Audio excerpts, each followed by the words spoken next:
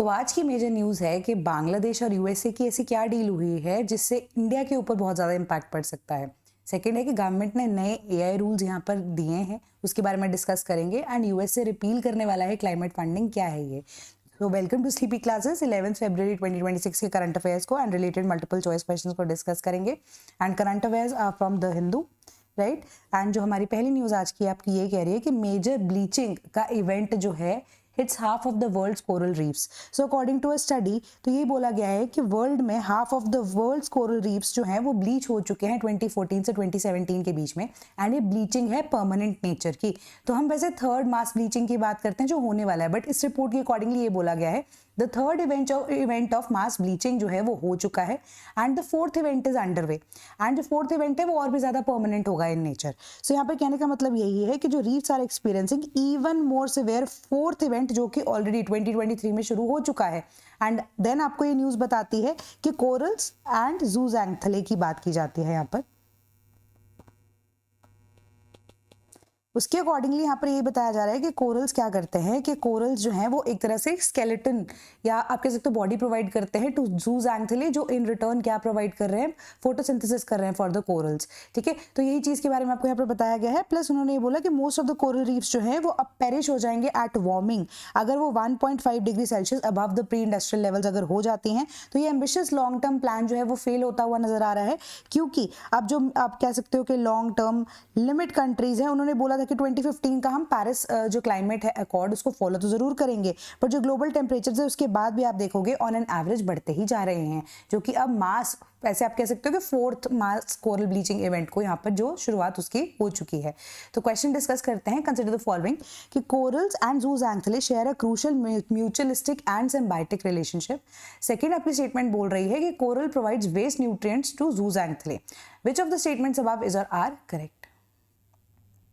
सो इसका correct answer है option number C. दोनों की दोनों स्टेटमेंट्स यहाँ पर करेक्ट है कि कोरल्स एंड ज़ूज़ैंथले जो है एक crucial mutualistic and symbiotic relationship को यहाँ पर शेयर करते हैं। म्यूचुअलिस्टिक किस तरीके से कि दोनों का यहाँ पर फायदा हो रहा है ना, एंड सिम्बायोटिक रिलेशनशिप में भी यही है कि दोनों का ही गेन हो रहा है यहाँ पर, है ना, प्लस प्लस सिचुएशन यहाँ पर हो रही है। जैसे मैंने आपको बताया कि ज़ूज़ैंथले को प्रोटेक्शन चाहिए होती है, वो उनको कोरल से मिल जाती है। एंड कोरल्स क्या करते हैं कि अब एक्चुअली में जो आप कह सकते हो न्यूट्रिएंट्स है, वेस्ट न्यूट्रिएंट्स हैं, जैसे कि आपके पास हो गया नाइट्रोजन हो गया, सल्फर हो गया, ठीक है, अनइवन शुगर्स हो गया, ज़ूज़ैंथले जो है उनको यूज करके क्या करते हैं, फोटोसिंथेसिस को कंडक्ट कराते हैं, जो in return food for the corals यहाँ पर सर्व करते हैं ना। तो यही एक प्रोसेस है। तो म्यूचुअल प्लस सिम्बायोटिक रिलेशनशिप ये होता है दोनों के बीच में। देन नेक्स्ट है आपका कि दो न्यूज हैं, अब दोनों ही एक दूसरे से रिलेटेड है, उसी के रिगार्डिंग हम क्वेश्चन को डिस्कस करेंगे कि यूएस एंड बांग्लादेश के बीच में एक ट्रेड पैक्ट हुआ है, पहली चीज तो। अब उसके अकॉर्डिंगली क्या है मेजर पॉइंट है, this is in context of specifically cotton industry. ठीक है, तो अब यहाँ पर कॉटन जो है बांग्लादेश में मेजरली जब जाता है ना, वो कहाँ से जाता है, इंडिया से जाता है, क्योंकि बांग्लादेश अपने आप में तो कॉटन को प्रोड्यूस नहीं करता। Majority of the cotton is produced by India, जो कि बांग्लादेश के पास जाता है। ठीक है, एक्सपोर्ट करती है इंडिया बांग्लादेश को। बट अब USA is also cotton producing nation, तो अब यूएसए एंड बांग्लादेश का जो अब यहाँ पर टाई अप हुआ है ना, टाई अप के अकॉर्डिंगली ट्रेड पैक्ट हुआ है, इसके अकॉर्डिंगली क्या होने वाला है कि बांग्लादेश जो है अब वो यूएसए से ही सोनली कॉटन परचेज कर सकता है। ठीक है, एंड यूएसए जो है इन रिटर्न अब क्या हो रहा है कि दोनों एक तरह से क्या है, म्यूचुअली अग्री कर चुके हैं कि कॉटन से रिलेटेड जो यार्न्स हैं उसके ऊपर 0% जो टैरिफ्स है, जो ट्रेड ड्यूटीज हैं वो लगेंगी। ठीक है, तो अब इससे क्या होगा कि यूएसए की मार्केट में अगर बांग्लादेश फिनिश्ड प्रोडक्ट्स भी बेचता है, ठीक है, बेचता है लेने के बाद raw cotton from USA itself, तो 0% यहाँ पर उनके पास वो टैक्स लगेगा। तो वो अब आप कह सकते हो म्यूचुअलिस्टिकली एग्रीड जो ट्रेड एग्रीमेंट है, ठीक है, वो अब यहाँ पर हो चुका है इन दोनों के बीच में। बट यहाँ पर थोड़ी बहुत बाउंडेशंस भी हैं कि कॉटन इंडस्ट्री में जो यूएसए की काइंड ऑफ कॉटन है, वो हर तरह के जो प्रोडक्ट्स है जो यूएसए में भेजे जाते हैं, जो कि एक मेजर आप कह सकते हो हब है, जहाँ पर इंडियन प्रोडक्ट्स जो हैं आप कह सकते हो विद रिस्पेक्ट टू अपैरल्स भेजे जाते हैं, एक्सपोर्ट किए जाते हैं। एंड सिमिलरली बांग्लादेश के कॉन्टेक्स्ट में भी यही सेम चीज यहाँ पर चल रही होती है। तो दोनों की दोनों चीजें जो है अब इंडियन इंडस्ट्री को पहली चीज तो हिट करेगी, बट बांग्लादेश के लिए एक मार्केट यहाँ पर खुलने जा रही है। प्लस अब यूएसए की जो कॉटन का टाइप है ना, वो इंडिया की कॉटन के टाइप के अकॉर्डिंगली नहीं है, बट यूएसए के अंदर जो सामान भेजा जाता है इंडियन कॉटन के ऊपर, अगर आप ज्यादा एक्सपेरिमेंटेशन करते हो तो ज्यादा तरीके के आप प्रोडक्ट्स को बेच सकते हो। अब अकॉर्डिंग टू द ट्रीटी जो यहाँ पर साइन हुई है, पैक्ट साइन हुआ है, नॉट ट्रीटी, पैक्ट साइन हुआ है, उसके अकॉर्डिंगली यूएसए ने बोला है कि कॉटन अगर आप हमसे ही सिर्फ यहाँ पर इंपोर्ट कर रहे हो, उसमें अब किसी भी तरह का क्वालिटी में प्रॉब्लम नहीं आना चाहिए, ठीक है, जो कि अब म्यूचुअलिस्टिकली एंड रियलिस्टिकली देखा जाए तो पॉसिबल नहीं है, सिंस अगर आप मिक्सिंग करते हो, ठीक है, इंडियन कॉटन की भी मिक्सिंग कर देते हो, जो कि जनरली इतना पॉसिबल नहीं होगा, क्योंकि कॉटन जो है मेजरली यार्न जो आपको कहाँ से, यूएसए से ही लेना है ना, तो क्वालिटी प्रोडक्ट जो है वो यहाँ पर प्रोड्यूस में भी ना हो पाए आने वाले टाइम में, उससे बेटर प्रोडक्ट भी हो सकता है, दैट डिपेंड्स। बट उसका हैम्पर जो डायरेक्ट यहाँ पर इंडिया के ट्रेड के ऊपर देखने को मिल रहा है, क्यों? क्योंकि इंडिया जो है बांग्लादेश को यहाँ पर मेजॉरिटी ऑफ द कॉटन है जो भेजती है, ठीक है। तो इंडिया की जो कॉटन इंडस्ट्री है वो अब बहुत ज्यादा यहाँ पर आ चुकी है, आप कह सकते हो कि अंडर द प्रेशर, ठीक है। एंड जो एक्सपोर्टर्स हैं वो अब यूएस बांग्लादेश ट्रेड पैक्ट से इंपैक्टेड है काफी ज्यादा, क्योंकि आप देखो बांग्लादेश जो है they have to purchase the yarn और कॉटन फ्रॉम द यूएस, और रेसिप्रोकल टैरिफ जो है वो 19% का वो वेव्ड ऑफ हो जाएगा यहाँ पर।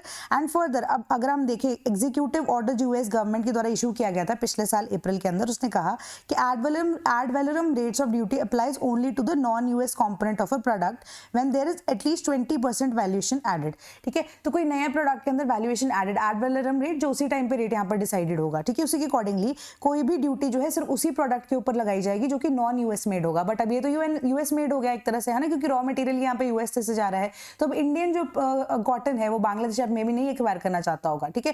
एंड उसके बाद वो शिफ्ट करना चाह रहे हैं इंडियन इंडस्ट्री से यूएस कॉटन इंडस्ट्री की तरफ, है ना। तो एक तरह से ये क्या है, इंडिया के लिए मेजर ब्लो हो सकता है। इंडिया में need to compete with it, क्योंकि इंडिया को इनिशियली लग रहा था कि टैरिफ्स जो है वो अब 25 से 18% तक आ चुके हैं, बाकी जितने हमारे कॉम्पिटिटर्स हैं उनके लिए अब हमारी एक सिचुएशन जो है वो बेटर हो चुकी है ना। एक्चुअली में वो चीज़ नहीं हो रही है, तो उसके अकॉर्डिंगली अब ये सवाल आपसे मैं पूछने जा रही हूँ कि किस तरीके से आपसे मे भी क्वेश्चन पूछा जा सकता है। कंसिडर द फॉलोइंग, कॉटन से रिलेटेड है ये। पहला, cotton is a xerophytic crop. Second, cotton is semi-tolerant to salinity. Which of the statements above is or are correct? So the correct answer is statement number B. Xerophytic, zero मतलब क्या होता है, cactus की बात करते हैं ना, जिसमें बेस्ट एग्जांपल हमारा कैक्टस होता है जो डेजर्ट एरिया में ग्रो करता है। जेरो मतलब जीरो, फिटिक मतलब अब वाटर से रिलेटेड कि जो जीरो वाटर में यहाँ पर सस्टेन कर पाए, लिमिटेड वाटर अवेलेबिलिटी पर सस्टेन कर पाए। जब हम कॉटन की बात करते हैं, cotton is a semi xerophytic crop, ठीक है। इस चीज को ध्यान में रखना, क्योंकि आप देखो कि मिनिमम टेम्परेचर 15 डिग्री सेल्सियस से लेके मैक्सिमम 42 से 43 डिग्री तक के जो टेम्परेचर है डिग्री सेल्सियस के, वो ये झेल सकती है क्रॉप, है ना, with limited amount of water. And cotton जो है सेमी टॉलरेंट होती है टू सैलिनिटी, ज्यादा सैलाइन वाटर जो है वो ये नहीं झेल पाती। एंड वाटर रिटेंशन अगर यहाँ पर सॉइल में होगी तो कॉटन की क्रॉप आपकी अल्टीमेटली दोबारा से खराब हो सकती है। एंड इससे रीजन यहाँ पर क्या होगा, जो कॉटन है उसकी रिक्वायरमेंट क्या है कि वेल ड्रेन्ड सॉइल होनी चाहिए, ठीक है। तो हमारी स्टेटमेंट जो है वो सेकंड यहाँ पर करेक्ट है, तो करेक्ट आंसर हमारा बन जाता है ऑप्शन नंबर बी, ठीक है। Then 4 ASI teams arrive in Tamil Nadu to copy old inscriptions. तो अब तमिलनाडु भेजी गई हैं आर्कियोलॉजिकल सर्वे ऑफ इंडिया की जो टीम है, एंड एपिग्राफी से रिलेटेड ये काम है। एंड ये प्रोजेक्ट जो है वो शुरू किया गया है अंडर भारत श्री, जो कि ऐसा प्रोजेक्ट है जो बोलता है कि जितने भी इंस्क्रिप्शंस हैं इंडिया के अंदर, है ना, फर्स्ट इनिशियल फेजेस के अकॉर्डिंग एंड डिफरेंट फेजेस में जब इसको इंप्लीमेंट किया जाएगा, एक डिजिटल रिपोजिटरी है जिसके अंदर अब स्कैन करके द ओरिजिनल इंस्क्रिप्शंस उनकी डिजिटल लाइब्रेरी बनाई जाएगी ताकि एक्सेसिबिलिटी वर्ल्ड वाइड दी जा सके। तो इंडिया गोइंग ग्लोबल का ये एक तरह से इनिशिएटिव है भारत श्री। उसी के अकॉर्डिंगली ASI टीम जो है वो इंडिया की अब इंस्क्रिप्शंस में अब तमिलनाडु में जा चुकी है, एंड इंस्क्रिप्शंस को अगेन 4 ऐसे टीम्स जो है अब स्कैन करने के बाद उनको डिजिटल रिपोजिटरी में डाल देगी। तो ये आपकी सिंपल न्यूज थी। अब भारत श्री के रिगार्डिंग क्वेश्चन है, तो Bharat Shri is a digital epigraphy museum जो कि डिजिटलाइज करेगा 1 crore ancient inscriptions in first stage. Second, Bharat Shri will be set up by the archaeological survey of India at Pune. So which of the statements above is और are correct? So the correct answer is कि हमारी दोनों की दोनों statements यहाँ पर incorrect हैं, ठीक है। डिजिटलाइजेशन 1 करोड़ नहीं 1 लाख एंशिएंट इंस्क्रिप्शंस की होगी in the first stage, and Pune में नहीं, ये हैदराबाद में है, ठीक है। हैदराबाद के अंदर हमारा जो आर्कियोलॉजिकल सर्वे ऑफ इंडिया है उसके लिए स्पेसिफिकली भारत श्री के लिए सेटअप किया जाएगा। तो इसका करेक्ट आंसर हमारा बनता है ऑप्शन नंबर डी, ठीक है। तो यहाँ पर हैदराबाद एंड भारत श्री जो है 1 lakh ancient inscriptions in the first stage यहाँ पर देखेंगे। Then Rubio to visit Hungary after Trump endorses Orban ahead of elections. अब ऑर्बन कौन है? हंगरी के आप कह सकते हो रिप्रेजेंटेटिव या प्राइम मिनिस्टर आप बोल सकते हो। सो अब हंगरी जो है ना उनका स्टांस हमेशा से अलग रहा है, ऑल्दो आप कह सकते हो कि नेटो का पार्ट भी है ना। तो बट हंगरी जो है एंड स्पेसिफिकली ऑर्बन की जब हम बात करें, उनके जो रिलेशंस हैं वो सोवियत यूनियन के टाइम से, सोवियत यूनियन क्या इवन की सॉरी सोवियत जो कंट्रीज हैं उनके साथ बेटर है, एंड स्पेसिफिकली रशिया के साथ बहुत बेटर है, तो वो प्रो रशिया भी काफ़ी ज़्यादा रहे हैं, ठीक है। प्लस अब अगर आप देखो उनके रिलेशंस जो है वो यूएसए के साथ अच्छे होते हुए भी अगर सिंस अब नेटो एलाय हैं तो अच्छे रखने ही है ना। तो हंगरी जो है, अब Rubio to visit Hungary after Trump endorses Orban ahead of elections, and आप सोचिए ऐसी छवि है ऑर्बन की जिनको अब ट्रम्प की भी सपोर्ट है एंड रशिया की भी सपोर्ट है, ठीक है। तो अब क्या होगा कि अब ऑब्वियस सी बात है कि जो रूबियो है, मार्को रूबियो की जब हम बात करें, जो कि अब अमेरिका का आप कह सकते हो कौन है, यूएस के सेक्रेटरी हैं, ठीक है, वो हंगरी जाने वाले हैं, एंड वहां जाकर आप देखोगे कि right wing ally mister Trump के after addressing the Munich security conference. So अब बेसिकली अब क्या है, विक्टर ऑर्बन जो हैं उनके लिए इलेक्शंस यहाँ पर हंगरी में आगे आने वाले टाइम में होने वाले हैं, तो यूएस का सर हाथ पे सर है एंड साइमल्टेनियसली यहाँ पर रशिया का भी हाथ है ना। तो अपने आप में एक ये कॉन्ट्रोवर्सी सी क्रिएट करता है कि एक ऐसा लीडर जो दोनों नेशंस के साथ यहाँ पर बनाकर रख रहा है, व्हाट इज सो इंपॉर्टेंट कि बाकी नेशंस के लिए अब रशिया वर्सेज यूएसए में एक पार्टी आपको चूज करनी है ना। तो हंगरी जो है, अब आप देखोगे कि यूरोपियन यूनियन के बहुत सारे ऐसे इनिशिएटिव्स हैं जो कि अब क्या कर रहा है कि यूक्रेन को जो सपोर्ट करने वाले उनके लिए भी अब जो आप कह सकते हो ऑर्बन है ना, उन्होंने बहुत बार ऐसे रिबेल सा भी किया है, बोला भी है अगेंस्ट कि that there should not be a part of it, है ना। उसके बाद क्रिटिक होने के बावजूद भी अब यहाँ पर जो इलेक्शन के लिए आप देखो एंडोर्समेंट किसके द्वारा, ट्रम्प के द्वारा की जा रही है, विक्टर ऑर्बन की, ठीक है। एक सिंपल सी ये न्यूज़ है। क्वेश्चन को डिस्कस करते हैं कि इंटरनेशनल रिलेशन से आपका सिंपल मैप वाला क्वेश्चन है, which of the following countries does not share a land border with Hungary. So the correct answer is option number A, चेक रिपब्लिक, ठीक है। चेक रिपब्लिक समवॉट यहाँ आ जाता है, and Slovakia, Ukraine, Romania, Serbia, Croatia, Slovenia and Austria जो है वो लैंड बॉर्डर हंगरी के साथ यहाँ पर शेयर करते हैं। एंड इंपॉर्टेंट पॉइंट एक जो ऐड करने वाला यहाँ पर है ऑलरेडी, क्योंकि अब यूएसए के साथ अब इशू चल रहा है ना यूरोपियन यूनियन एंड नेटो का भी, है ना, क्योंकि अब नेटो के लिए फंडिंग हटा दी गई है एंड यूरोपियन यूनियन के साथ भी ज़्यादातर यहाँ पे यूएस की बन नहीं रही है, एंड ग्रीनलैंड के मुद्दे को भी बार बार यहाँ पर भड़काया जा रहा है। तो उसके बाद अगर कोई भी ऐसा European union and NATO ally अगर मिलने की कोशिश कर रहा है ना, तो वो अपने आप में एक बहुत बड़ी बात यहाँ पर कहता है, ठीक है। नेक्स्ट जो हमारा क्वेश्चन है वो न्यूज़ को डिस्कस करते हैं। Tamil Nadu idol wing all set to bring back antique stone pillar from Vienna, ठीक है। तो अब यहाँ पर तस्करी हमें पता है होती है बहुत सारे सामान की, तो इसी तरीके से एक जो पिलर है जिसके बारे में अब इन्फॉर्मेशन जो है इंटरनेशनली प्रोवाइड भी कर दी गई थी इंटरसेप्ट करने के बाद कि एक चीज़ सामान जो है वो चोरी हुआ, दैट वाज अ पिलर, ठीक है। अब वो पिलर है 1/2 टन का वेट में, एंड फीचर जो है अब एम्बोस क्या है उसके ऊपर, लॉर्ड विष्णु की, गरुड़ा की एंड अ सेंट हमसा स्वान भी यहाँ पर बनी हुई है। तो उसके बारे में यहाँ पर इन्फॉर्मेशन दे दी गई थी एंड वो सीज कर लिया गया ऑस्ट्रिया के अंदर, एंड वापस से वो अब वापस इंडिया के अंदर भेजा जाने वाला है। Then centre prescribes labels for all photorealistic AI content online. तो फोटोरियलिस्टिक एआई कंटेंट क्या होता है कि कई बार ऐसा होता है आप अपनी इमेज डालते हो, अपनी इमेज जब आप अपलोड करते हो उसके बाद क्या होता है कि वो इमेज जो है ऑटो जनरेट पे कहीं ना कहीं से आ जाती है ना। तो नया जैसे ट्रेंड चलता है लड़कियों के कॉन्टेक्स्ट में, अगर हम देखें इवन की जैसे मे बी एक सर्टन ऐसा ट्रेंड चलते रहते हैं कि where in you can put in your face and उसके बाद कोई ऐसे आर्टिफिशियली इमेज जो है वो जनरेट होकर ना बेटर वर्जन आ जाती है ना। तो इसी तरीके से जो एआई कंटेंट ऑनलाइन अवेलेबल ऐसे फोटो रियलिस्टिक तरीके से होता है, एंड उसके द्वारा अगर किसी भी तरह का ऐसे इमेज जो जनरेट की जाती है जो कि अब हमारी सोसाइटी के लिए सही नहीं है ना, एंड वायलेशन में है हमारे डिफरेंट एक्ट्स के accordingly, and information technology act also, है ना। तो उसके अकॉर्डिंगली पहले क्या कहा गया था, 24 घंटे के अंदर अंदर द आप कह सकते हो AI responsible will have to take down that video, या जो इवन की सोशल मीडिया जहाँ पे वो पोस्ट होती है they will have to take down that video within 24 hours. But अब उस टाइम को रिड्यूस करके 4 आवर्स कर दिया गया है, पहली चीज मतलब बहुत ज्यादा स्ट्रिक्ट कर दिया गया है, ठीक है। एंड सबसे बड़ी बात यहाँ पर जो एआई प्लेटफॉर्म्स हैं जिनके लिए यहाँ पर बोला जाता है सरकार के द्वारा कि अगर AI platforms even social media platforms भी है कि उनके लिए यहाँ पर ये बोला गया था कि आप अगर यहाँ पर विद इन 24 आवर्स फोटो को या इमेज को यहाँ पर टेक डाउन नहीं कर देते हैं तो आपके ऊपर भी यहाँ पर एक्शन हो सकता है, एंड आपको किसी भी तरीके से सरकार की तरफ से किसी भी तरह का लीवे नहीं प्रोवाइड किया जाएगा। बट इन दिस कॉन्टेक्स्ट यहाँ पर बोला गया लीवे अगर आपको यहाँ पर लेना है, सेफ हार्बर अगर आपको यहाँ पर लेना है, तो इन दैट कॉन्टेक्स्ट अब आप वो 24 नहीं 4 घंटे के अंदर अंदर आपको इमेज को टेक डाउन करना पड़ेगा। तो ये नए ऐसे लेबल्स हैं फोटोरियलिस्टिक एआई कंटेंट के लिए जो कि सेंट्रल गवर्नमेंट ने प्रिस्क्राइब किए हैं। Human rights body could function as RTI panel move Supreme Court. तो सुप्रीम कोर्ट ने एक चीज बोली है कि ह्यूमन राइट्स बॉडी है ना, ह्यूमन राइट्स एनएचआर से हमारी जो है, इवन की स्टेट्स की भी जो ह्यूमन राइट्स कमीशन यहाँ पर एग्जिस्ट करते हैं है, तो वो क्वासी जुडिशियल बॉडी है एक तरह से आप कह सकते हो, ठीक है। तो क्वासी जुडिशियल बॉडी होने के साथ साथ अगर कुछ ऐसे ऐसे स्टेट्स भी हैं जहाँ पे ह्यूमन राइट्स के केसेस इतने ज़्यादा नहीं आते, पीसफुल स्टेट्स हैं जहाँ पे 1000-1200 केसेस अगर यहाँ पर हैं, तो अब क्या कर सकते हैं कि जो हमारे पास आरटीआई है वो नंबर ऑफ यहाँ पे जो डेली बेसिस पे आपके पास इंफॉर्मेशन सीख करने के लिए लोग आते हैं, है ना, वो बहुत ज़्यादा हैं।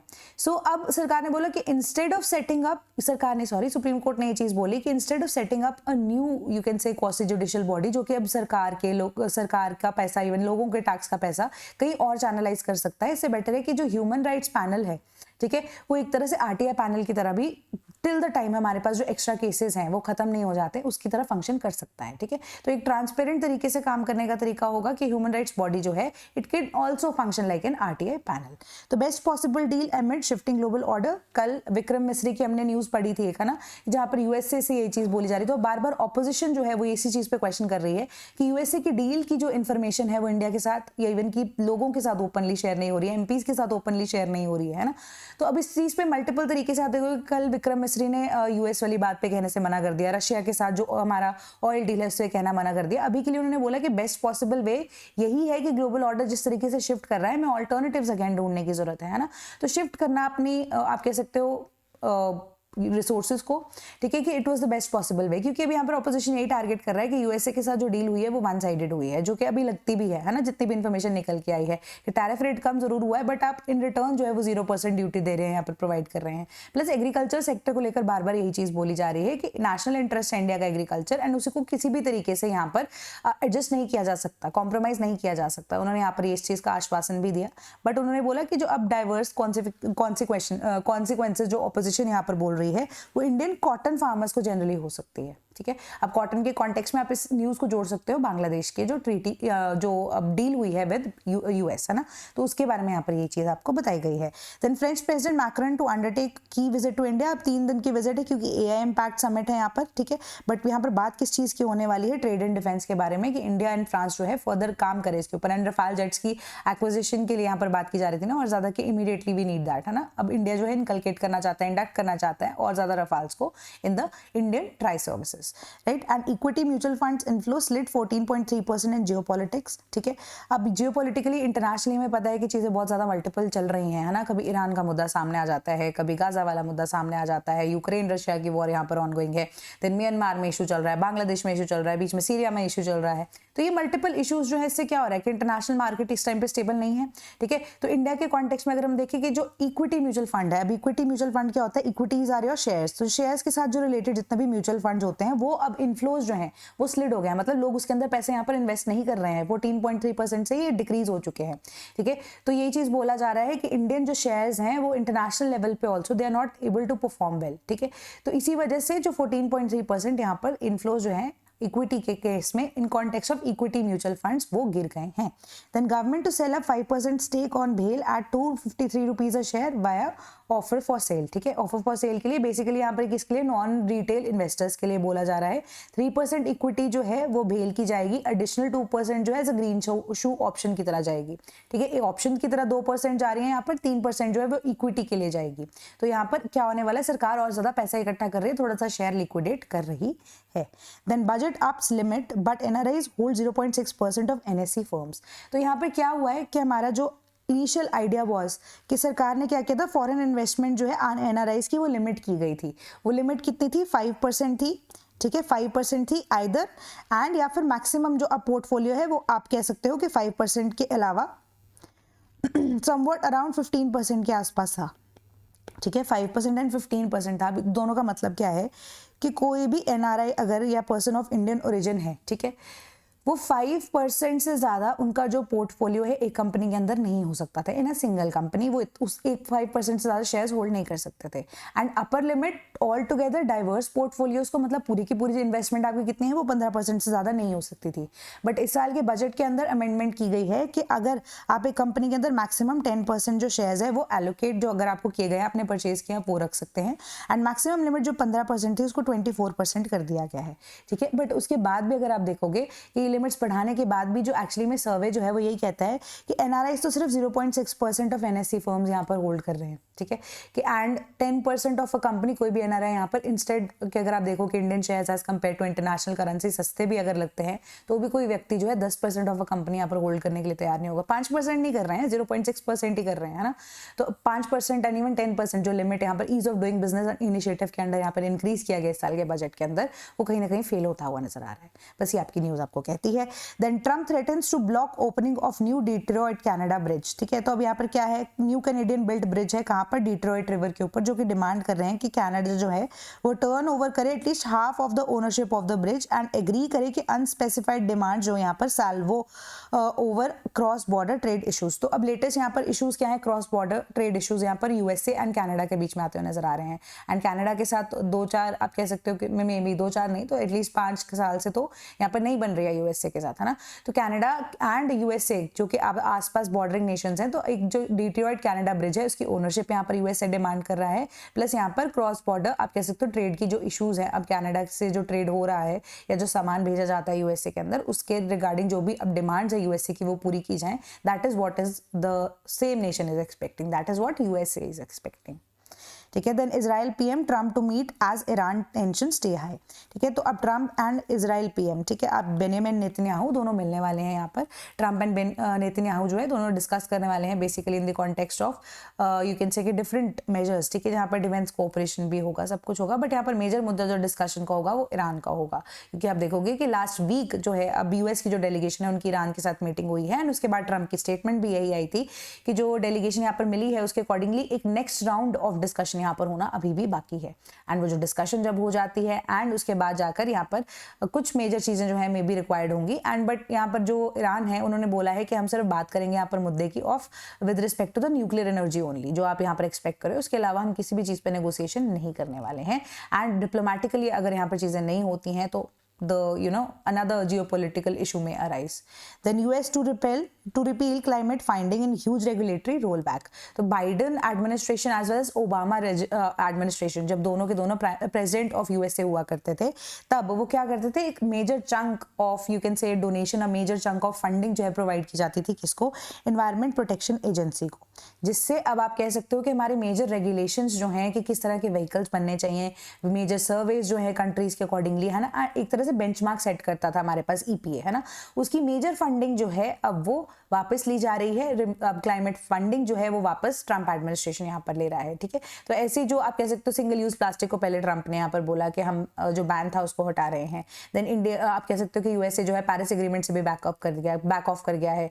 देन आप कह सकते हो कि आप यूएसए ने फॉर्मली एग्जिट भी कर दिया है बहुत सारे ऐसे इंस्टीट्यूशंस को, है ना। तो अब इसी वजह से अब एडमिनिस्ट्रेशन के अकॉर्डिंगली ईपीए जो एनवायरमेंट आप कह सकते हो कि एनवायरमेंट प्रोटेक्शन एजेंसी है हमारी, जो कि बेंचमार्क्स को यहाँ पर ले करती थी एंड उसके अलावा ग्रीन हाउस गैसेज एमिशंस कैसे ह्यूमन हेल्थ को एंडेंजर करती हैं, लीगल फाउंडेशन जो कि ग्रीन हाउस गैसेज रेगुलेशन का है जो यहाँ पर एग्जिस्ट करता था, वो आगे आने वाले टाइम में भी अब एग्जिस्ट नहीं करेगा। तो 1 साल से ये प्लानिंग यूएस एडमिनिस्ट्रेशन की चल रही थी एंड फाइनली ये अब कहा जा रहा है कि रेगुलेटरी रोल बैक यहाँ पर यूएसए के द्वारा किया जाएगा and measure of the staff you can से कि जो ईपीए का है उनको भी यहाँ पर ले ऑफ कर दिया गया है। ठीक है, तो बहुत सारे ऐसे लोग हैं या मैन्युफैक्चरर्स हैं, they are not happy with this decision, क्योंकि लोग भी यहाँ पर खुश नहीं है, क्योंकि एनवायरमेंट या एनवायरमेंटलिस्ट जिसको हम बोलते हैं, तो वो लोग यहाँ पर खुश नहीं है इस चीज़ को लेकर, बट बहुत सारी ऐसी इंडस्ट्रीज हैं जो कि खुश भी हैं इस चीज़ को लेकर। तो अब नेक्स्ट हमारी है China to offer support for reunification of forces in Taiwan. अब ताइवान के ऊपर यहाँ पर हक चाइना टाइम एंड अगेन जताता रहता है। This is for the very first time China ने अनाउंस किया है कि हम रीयूनिफाई करने वाले हैं फोर्सेज ताइवान के अंदर एंड मतलब ऐसा कोई थ्रेट यहाँ पर नहीं दिया जा रहा है ताइवान को, बट एंड किसी भी तरह का मिलिट्री एक्शन जो है ताइवान के ऊपर नहीं लिया जाएगा, कोई भी ऐसी चीज़ यहाँ पर नहीं बोली गई है। बस उन्होंने बोला कि हम रीयूनिफिकेशन करना चाहते हैं फोर्सेस की इन ताइवान। देखते हैं आगे जाके मुद्दा यहाँ पर किस तरीके से सॉर्ट हो सकता है एंड मे बी क्या पता अनदर जियोपॉलिटिकल टेंशन में ब्रेकआउट। तो बहुत ज़्यादा सेंसिटिव ये मुद्दा यहाँ पर चाइना एंड ताइवान का होता हुआ नजर आ रहा है। तो आज की आपकी न्यूज़ इतनी ही थी and if you are interested to become a part of the Sleepy family, so we are offering foundation courses for 2026-2027 for state PCS, UPSC and other you can say initiatives। ठीक है, तो अगर आप चाहते हैं कि एक बार गो थ्रू कर लें इन सभी कोर्सेज को, क्या क्या हमारे ऑफरिंग्स हैं, तो आपको करना क्या है, हमारे टोल फ्री नंबर 1800-890-3043 पे कांटेक्ट करना है। sleepy.class@gmail.com पे आप हमें ईमेल भी करके पूछ सकते हैं, कोर्सेज की इंक्वायरी भी कर सकते हैं। उसके अलावा आप हमारी वेबसाइट www.sleepyclasses.com पर भी विजिट कर सकते हैं एंड कोई भी अगर आपको यहाँ पर डाउट होता है तो आप कॉमेंट सेक्शन में पूछ सकते हैं या फिर टेलीग्राम ग्रुप यहाँ पर एग्जिस्ट करता है for the resolution of your doubts. तो अब प्री की तैयारी करते रहिए, प्री आ गया है बिल्कुल पास में ही, अब तो नोटिफिकेशन भी आ चुका है। होप आपने वो लंबा सा फॉर्म भर दिया होगा जिसको भरने में 4 या 5 घंटे मिनिमम लग ही रहे हैं, है ना। तो कोई भी ऐसे उससे रिलेटेड फॉर्म से रिलेटेड भी डाउट होता है तो आप हमारी ईमेल आईडी पे भेज सकते हैं, हम उसको भी यहाँ पर वैसे केटर कर ही रहे हैं, तो उसके अकॉर्डिंगली आपका जो डाउट है वो ले लिया जाएगा, वाया मेल आपको कम्युनिकेट कर दिया जाएगा कि क्या चीज़ें यहाँ पर होनी चाहिए क्या नहीं। ठीक है, तो यार तैयारी करते रहिए। So that is all from my side today, thank you so much.